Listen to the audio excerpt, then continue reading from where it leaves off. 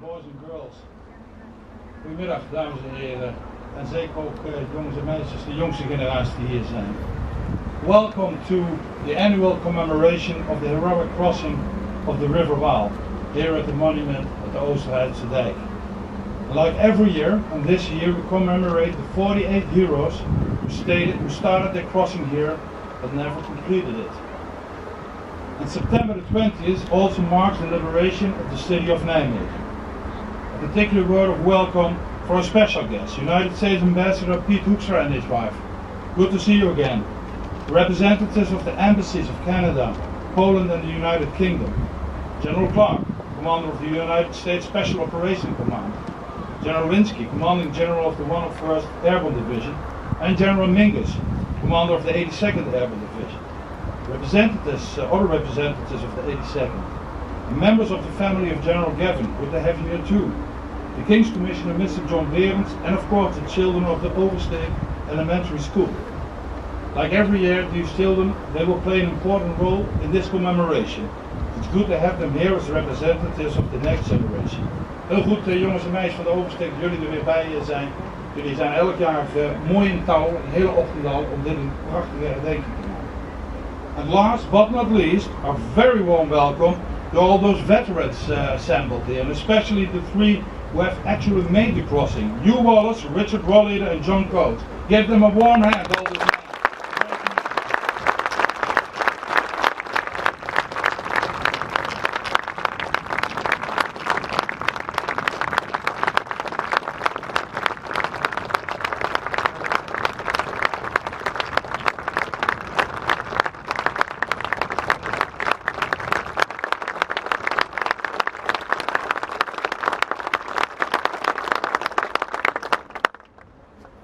75 years. An entire lifetime has gone by since the fateful day on September 20th, 1944. 3 generations have been born and grown older, not old, older. And the youngest generation is already knocking on the door. Few would have thought that this day would mark an unprecedented period of peace, freedom and prosperity for a region for this side of the world. And of course, fierce battles continued to rage after September the 20th. And there was still much suffering, from here to Berlin. But the die was cast, and there was no doubt that the Nazi era was drawing to a close. 75 years, a special number and reason for us to commemorate even more passionately and extensively than in the years past. There are more activities, lectures, exhibitions, military processions, memorials, speeches and reenactment, as you just saw, than in previous years. There are also more visitors from both the Netherlands and abroad, consisting of relatives, interested parties, grateful residents and a number of surviving veterans as well. Thank you all for joining us in celebrating our freedom. 75 years. We are still immensely grateful to our liberators. We have been for years and we will continue to be after the 75th anniversary. If there's one thing I believe we should do more of, it's remember this pivotal moment. It is our duty to remember what happened, why it happened, and the far-reaching consequences it had. With regard to the latter, this day is proof that something beautiful can come from something tragic. Without the bravery of these young men, without their determination, their courage, their perseverance, and their sacrifices, we would not be here today. And as those events continue to slip further into the past, it's important to remember that this was war. It was not an adventure or a series of exciting events. It was literally life and death. There was fear, there was terror, and there was unimaginable suffering. Suffering for the dead and wounded soldiers and suffering for their families, who remained in the dark for a long time about the fate of their loved ones. One such wild crosser, who had been documented as missing all the time, was finally identified just over a year ago. Only then did his family finally learn his fate. He was buried in an anonymous grave at the American cemetery in Margate. And thanks to the dedicated efforts of many researchers, his grave now bears his name, Willard Jenkins. 75 years. As I mentioned earlier, something beautiful sprang from something tragic. This corner of Europe, ladies and gentlemen, boys and girls, has enjoyed peace and freedom for 75 years.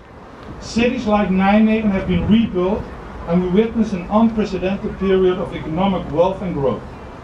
We have the freedom to say what we want, go where we want, agree and disagree with each other, and vote for the political party we support. We can all do this without fear of oppression, persecution or worse. And that is the greatest good a society can possess. The seed for which was planted here, exactly 75 years ago.